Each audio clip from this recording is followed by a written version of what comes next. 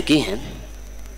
वैसे तो उर्दू की शीरीनी और इसकी जो वसअत है इसका तो मैं हमेशा से कायल रहा हूँ, लेकिन ये तकारीर सुनने के बाद तो मेरा हौसला और बुलंद हो रहा है। इसकी वसअत का अंदाज़ा कुछ लगाना बहुत मुश्किल है। जैसे अभी देखिए ना उर्दू ही की तो ये बात है कि इसके जो खुसूसन कहावतें होती हैं, मुहावरे होते हैं, बरमहल जो ज़बान से इंसान निकल देता है, ये सिर्फ उर्दू ज़बान ही की तो खासा है। बेशक।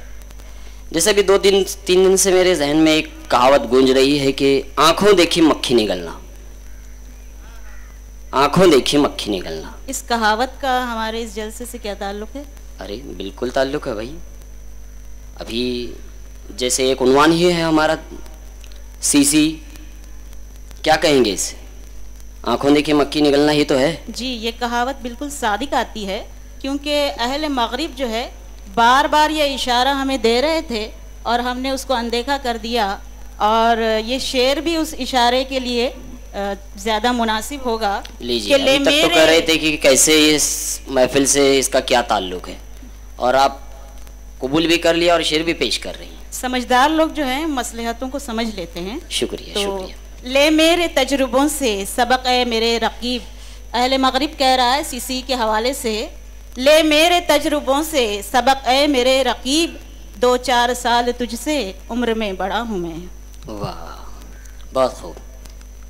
अब बुलाते हैं अगले तकरीर कौन कर रही है या कर रहा है? नाम तो है मोमिन सना कौसर नसीम अहमद। पिछले बरस में 8वीं पास, अगले बरस में 9वीं फेल। इसी को कहते हैं आंखों देखी मक्खी निगलना। मक्खी निगलना।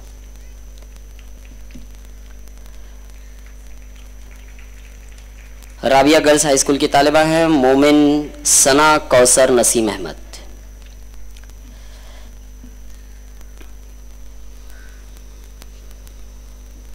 अंदाज़ बयां गर्च बहुत शौक नहीं है, अंदाज़ बयां गर्च बहुत शौक नहीं है, शायद के उतर जाए तेरे दिल में मेरी बात। काबिल एहतराम सदर जलसा, ज़ीक़द्र अहले मीज़ान, मसनद नशील मोहिकमत के पैकर और सामईन सुखन नवाज, अस्सलामु अलैकुम व रहमतुल्लाहि व बरकातहू। तालीम एक बामकसद अमल है, ना के उसूल ज़र का नाम तालीम नाम है। भूखे शिकम पर पत्थर बांधकर दूसरों को दर्स देने का तालीम नाम है। साहिल मकासिद पर हिर्स हवस की कश्तियां जलाने का तालीम नाम है। ख्वाहिशात नफ्स से मुसलसल जंग करने का तालीम से मुस्तकबिल की जरूरतों की तकमील का नाम नहीं है, बल्कि जिंदगी के हर शोबे को संभालने और संवारने का नाम है। वो देश जो आज भी जहालत की भूलभुलैया से न निकल सका, वो मुल्क जहां आज भी 100% खवानदगी मानंद सुराब है, और वो मुल्क जहां की 1/3 आबादी आज भी रूफ तहज्जी से नाबलद है, उस मुल्क में 6 साल तक 14 साल के बच्चों के लिए तालीम को लाजमी करार देना, लेकिन उनका नामुनासिब इत्तलाक मुल्क के मुस्तकबिल को अंधिखाई में ढकेलने के बराबर है। तालीम याफ्ता मुमालिक की फहरिस्त में हमारा नाम तो दर्ज हो जाएगा, मगर हकीकत इसके बरक्स होगी।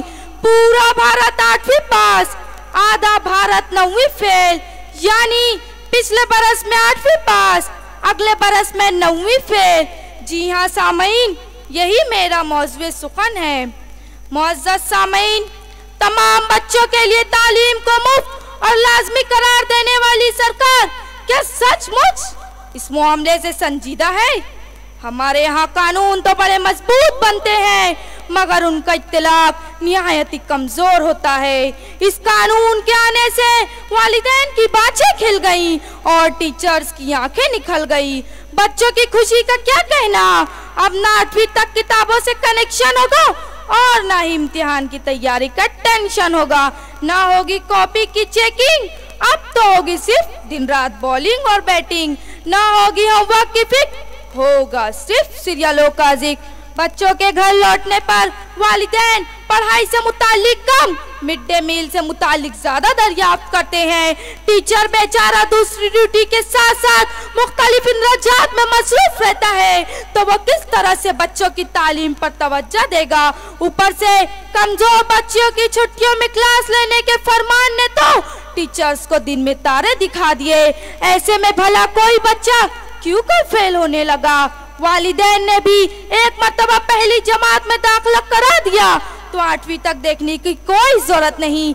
ऐसे में हमारा तालीमी मियार तरक्की के बजाय तनज़्ज़ुली की तरफ जा रहा है। इसका अंदाजा आप इस बात से लगाइए कि इस मजलिस में सैकड़ों तलबा और तालिबात मौजूद हैं। पूछिए इनमें से कितने फीसद ऐसे हैं जो अपने माफियूज ज़मीर के फिलबद इजहार की सलाहियत रखते हैं। कितने तलबा अपना इल्म हासिल करने का एप्लीकेशन लिख सकते हैं। इन सब से बढ़कर शराफत, इंसानियत, सच्चाई, हुब्बुल वतनी और साइंसी नुक्ता नजर का शऊर कितने फीसद तलबा में परवान चढ़ सका है। बेइल्म भी हम लोग हैं, गफलत भी है तारी। बेइल्म भी हम लोग हैं, गफलत भी है तारी। अफसोस के अंधे भी हैं और सो भी रहे हैं। हुकूमत की तसाली के सबब हमारा तालीमी मियार गिरता जा रहा है। पहली जमात से 8वीं जमात तक बच्चे आसान तरीके तदरीस से तालीम हासिल करते हैं, फिर अचानक उन्हें मुश्किल तरीक़ेकार का सामना करना पड़ता है, जिसके सबब वो 9वीं फेल हो जाते हैं।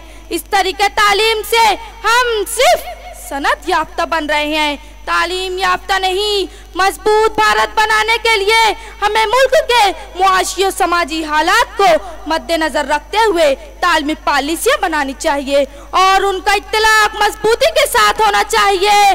साथ ही साथ वालिदैन, हुकूमत, असातिज़ा और तलबा में एहसास जिम्मेदारी और ज़मीर को जिंदा रखने की जरूरत है। अगर हम ऐसा कर सके तो सचमुच पूरा भारत तालीम याफ्ता कहलाएगा, वरना हालत मेरी तरह होगी, यानी पिछले बरस में 8वीं पास, अगले बरस में 9वीं फेल। शुक्रिया, अल्लाह हाफिज।